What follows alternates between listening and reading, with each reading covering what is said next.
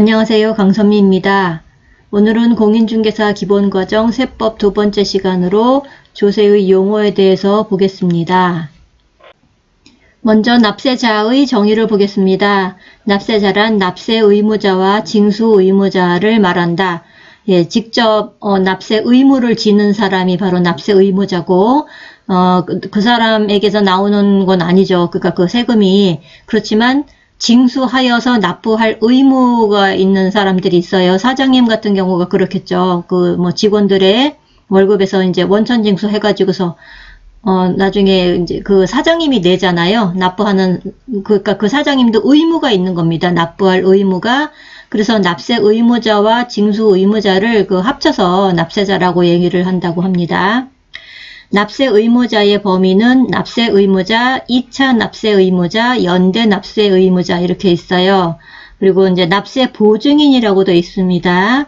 먼저 납세 의무자는 세법에 따라 국세를 납부할 의무가 있는 자이고, 2차 납세 의무자는 납세 의무자가 납세 의무를 이행할 수 없을 때 2차적으로 납세 의무를 지는 자가 되겠습니다.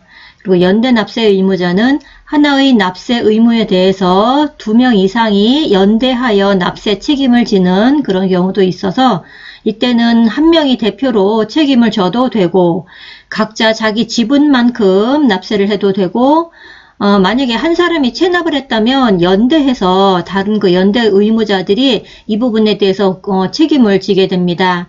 이런 것이 이제 연대 납세 의무자고, 국세나 가상금 또는 체납 처분비의 납부를 보증한 자, 그래서 납세 보증인이라고도 있어요. 그래서 이런 사람들을 납세 의무자라고 하고, 다음에 징수 의무자.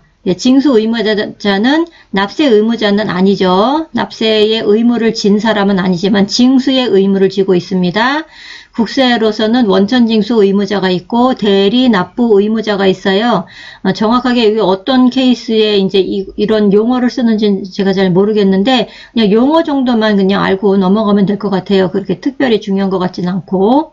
그래서 국세로는 원천징수 의무자, 대리납부 의무자, 그리고 지방세일 때는 특별징수 의무자 이런 이제 용어를 쓴다고 합니다. 특별징수 의무자. 그래서 이런 사람들은 징수 의무자, 그리고 위에 납세 의무자 이렇게 되어 있고요. 그 다음에 화면 조금 올려보겠습니다.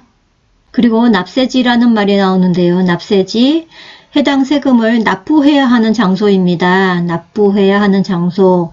자, 인세 종류들은 주소지 관할 세무서에다 냅니다. 세무서. 인세 종류는 주소지 관할 세무서에다 내는데 이런 세금으로는 소득세와 종합부동산세가 있습니다. 소득세와 종합부동산세 모두 국세입니다. 소득세, 종합부동산세는 인세이면서 주소지 관할 세무서에다 냅니다. 그 사람이 살고 있는 곳 관할 세무서겠죠. 그리고 물세 종류는 그러니까 물건에다가 부과를 하는 거죠. 물건, 그 물건을 가지고 있으면 이제 그 물건의 소유주한테 가겠지만 어쨌든 그 물건에 따라서 물건의 소재지에 관할 지방자치단체에다가 내게 됩니다. 그러니까 내가 뭐 서울에 살아도 부산에 땅을 샀으면 부산에다가 내는 거죠. 그래서 예를 들어서 취득세라든지 등록면허세, 재산세 같은 경우에는 뭐 모두 물세이기도 하고 그리고 모두 지방세이기도 한데요. 아무튼 취득세, 등록면허세, 재산세는 물세이기도 하면서 그 물건, 그 부동산의 소재지 관할 지방자치단체에다 낸다. 그래서 관할 세무서에다 내는 것, 그리고 그 물건의 관할 지자체에다 내는 것, 이렇게 구별을 좀 해주셔야 되고요. 다음에 과세기간이라는 것을 보겠습니다. 과세기간. 세법에 의하여 조세의 과세표준의 계산에 기초가 되는 기간입니다. 주로 인세에 해당하는데요. 소득세라든지 법인세, 부가가치세 같은 경우가 그렇습니다. 이것은 이제 기간이 있는 거예요. 과세기간. 소득세는 매년 1월 1일부터 12월 31일까지 1년이겠죠. 매년 1월 1일부터 12월 31일까지 그 1년 내에 발생한 소득에 대해서 세금을 물린다. 이렇게 되겠죠. 법인세는 사업연도, 사업연도 또는 회계기간이라고 얘기를 하고요. 아무래도 회계기간이라는 말이 조금 더 익숙하지 않나 싶은데 법인세는 그 회계기간, 다시 말해서 법령 또는 정관 등에 따라 정하는 기간이 되겠습니다. 그래서 그 과세기간, 법인세의 과세기간은 회계기간이다. 이렇게 알아두시고, 부가가치세는 1년을 절반으로 쪼개가지고서 상반기, 하반기 이렇게 해서 1기, 2기로 나눠집니다. 1기는 1월 1일부터 6월 30날까지고, 2기는 7월 1일부터 12월 31일까지 이렇게 과세기간이 두 개로 쪼개진다는 거, 부가가치세. 그리고 간이과세자는 그냥 다시 1년, 1월 1일부터 12월 31일까지입니다. 그래서 이런 세금들은 과세기간이 있다. 그래서 각각 소득세나 법인세나 부가가치세는 그 기간들이 어떻게 되는지 그런 거 알아두시고, 소득세 옆에 지방소득세가 있고 법인세 옆에 지방소득세가 있는데요. 이 지방소득세는 그러니까 이 소득에 따라서 같이 부과되는 거죠. 그러니까 소득세가 그 과세 의무는 소득이 발생한 시점이잖아요. 물론 이제 그걸 이렇게 1년간 모아서 그 다음 해 이제 5월 31일은 되지만, 어쨌든 소득이 발생해야 소득의 그 소득세의 과세 의무가 생기는 거잖아요. 그러니까 납부 의무죠. 생기는데 지방소득세도 마찬가지로 소득이 발생해야 생깁니다. 그래서 소득세 이제 할 때 지방소득세도 같이, 이건 이제 신고하는 거잖아요. 이것도 역시 신고합니다. 그래서 소득세 하면서 지방소득세도 같이 신고하면서, 법인세 낼 때도 똑같이 지방소득세가 따라 붙어요. 그래서 법인세 신고하면서 지방소득세도 신고하는 거고, 부가가치세는 이제 지방소비세라고, 그래서 지방소비세도 마찬가지로 부가가치세의 그 세무 의무가, 그러니까 세금을 납부해야 할 의무가 발생하면 지방소비세도 그 의무가 그때에 발생합니다. 그래서 그런 거 지방소득세, 지방소비세는 요 앞에 있는 것들에 따라간다. 그렇다고 해서 부가세는 또 아니라고 우리 강사님이 또 말씀해 주셔가지고, 지방소득세, 지방소득세, 지방소비세 이런 것들은 부가세는 아니래요. 부가세는 1번 영상에서 뭐 있었죠? 지방교육세하고, 그렇죠? 지방교육세랑 농업전 특별세랑 이렇게, 그렇죠? 일단 우리 부동산을 배우는 공부하는 입장으로 부가세는 이렇게 두 개만 알아두시도록 하시고요. 여기 뭐 지방소득세, 지방소비세 이런 것들이 있다. 그리고 이런 것들은 과세기간이 있다. 그리고 각각의 세금은 과세기간이 어떠하다. 이렇게 알아두시면 되겠습니다. 그 다음으로 법정신고기한이란 말이 나오는데요. 법정신고기한이라는 것은 세법에 따라 과세표준신고서를 제출할 기한입니다. 네, 신고를 해야 되는 일들이 있는 거예요. 신고를 할 때는 아무 때나 내 마음대로 하는 게 아니라, 취득을 했다면 취득일로부터 60일 이내, 이런 식으로 이런 세금에 따라서 그 기한이 있습니다. 신고해야 할 기한. 이거는 꼭 다 잘 알아두셔야 되는 것들이고, 예를 들어 취득을 했다면 취득일로부터 60일 이내입니다. 취득일로부터 60일 이내. 그리고 등록면허세라는 등록하기 전까지입니다. 등록하기 전까지. 그리고 소득세는 다음 연도 5월 31일까지예요. 바로 전 화면에서 그 과세 기간에서 소득세가 나왔었죠. 1월 1일부터 12월 31일까지 발생한 소득분에 대해서 다음 연도 5월 31일까지 과세표준신고서를 제출을 해야 되는 거죠. 네, 그렇게 연결이 되고, 부가가치세도 역시 1기, 2기가 따로 있었잖아요. 그래서 1기는 6월 30날이 마감이었으니까 그 다음 달 25일이에요. 상반기, 하반기에 다음 달 25일. 그래서 6월 30날 마감하고 7월 25일까지 과세표준신고서를 제출해야 되고, 2기는 12월 31일이 마감이니까 다음 해가 되겠죠. 1월 25일에 과세표준신고서를 제출해야 되고, 이렇게 됩니다. 그리고 종합부동산세는 원칙은 신고납부가 아닙니다. 그리고 원칙은 신고납부가 아니라서 종합부동산세라면 그냥 가만히 있어도 집으로 고지서가 날라오는 거죠. 신고를 안 하고 있어도 되는데, 국가가 계산하여서 부과하는데, 그렇지만 예외적으로 납세자가 신고 납부를 선택하는 경우가 있다면, 선택을 할 수가 있는데, 만약에 그렇게 선택을 했다면 당해 연도 12월 15일이 그 과세표준 신고서 제출하는 그 기한이 되겠습니다. 당해 연도의 12월 15일. 종합부동산세는 당해 연도의 12월 15일. 그렇지만 그것이 원래가 원칙이 아니라 예외입니다. 예외.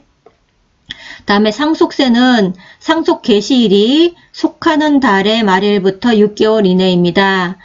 상속 개시일이 속하는 달의 말일부터 6개월 이내, 그리고 해외에 체류하고 있다면 최장 9개월 이내가 되겠습니다. 예, 그래서 상속세는 속하는 달의 말일부터 6개월, 그리고 증여세는 증여받은 날이 속하는 달의 말일부터 3개월, 예, 증여세는 3개월입니다. 상속세는 6개월, 최장 9개월 이렇게 되겠습니다. 속하는 달의 말일, 이것도 알아두셔야 되겠죠. 다음에 과세표준의 크기의 변화 유무에 따른 분류입니다.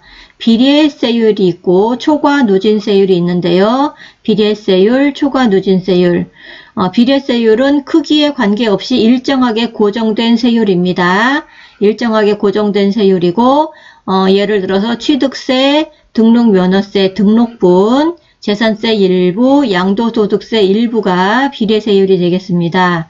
그래서 고정된 세율이라서 그냥 뭐 2.5%면 2.5% 그냥 그것만 저기에다 과세표준에다가 적용을 하면 되겠죠. 그렇지만 초과 누진세율은 그 과세표준이 커질수록 비율이 점점 높아지는 거예요. 그래서 커질수록 세율도 점점 높아지는 세율로서 재산세 일부, 그리고 종합부동산세, 양도소득세 일부가 되겠습니다.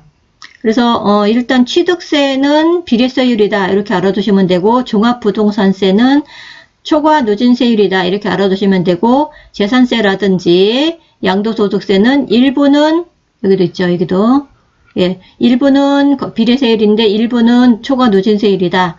양도소득세도 마찬가지로 일부는 비례세율인데 일부는 초과 누진세율이다. 이렇게 알아두시면 되겠습니다. 그리고 세율 적용 방법에 따른 분류를 보겠습니다.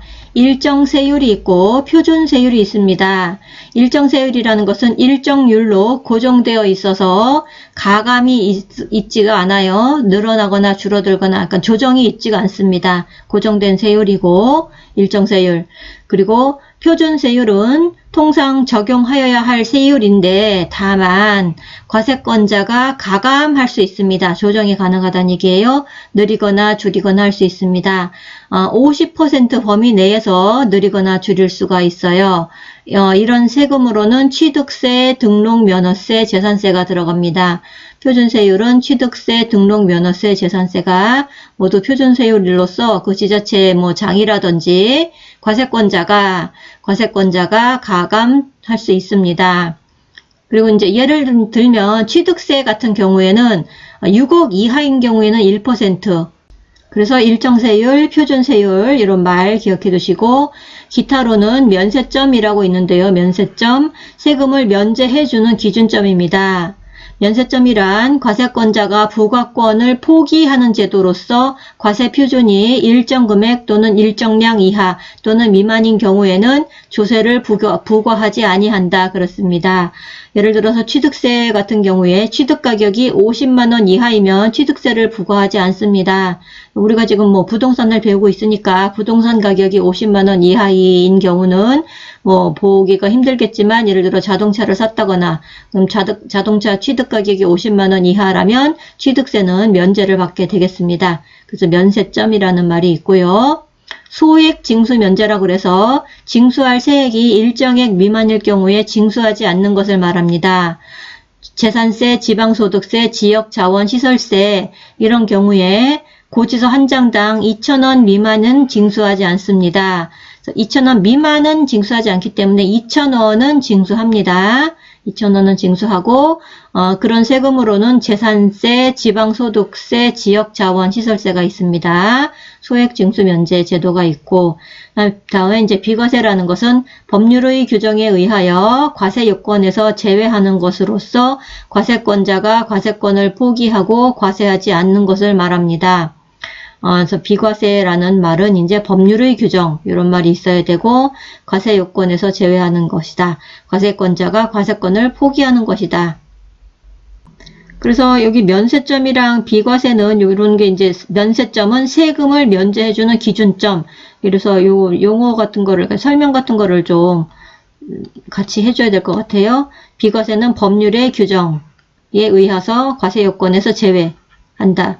이렇게 특징을 거기서 따주시면 되겠고, 그리고 감면이라는 것은 특정한 정책 목적을 달성하기 위한 수단으로 과세하여야 할 일정한 세액을 경감하여 주거나 면제하여 주는 것을 말합니다. 경감은 깎아주는 거죠. 경감의 감, 그리고 면제는 그 의무를 없애주는 거죠. 그래서 감면이 되는 거고, 특정한 정책 목적을 달성하기 위해서 그렇습니다. 보통 그 신고 납부하는 세금들 있잖아요. 예, 그 자발적으로 신고해야 되는 그런 세금들, 취득세 같은 것이 대표적으로 그런데 신고 납부해야 되는 세금들이 주로 이제 감면 제도가 있더라고요. 그러니까는 잘 신고하도록, 그렇죠? 국민으로 하여금 잘 신고하도록 이런 특정한 정책 목적을 이제 가지고 있는 거죠. 그런 경우에는 감면도 있다. 이렇게 되겠습니다. 예, 이상으로 세법 두 번째 영상 조세의 용어에 대해서 영상을 여기서 모두 마치도록 하겠습니다. 시청해 주셔서 감사합니다.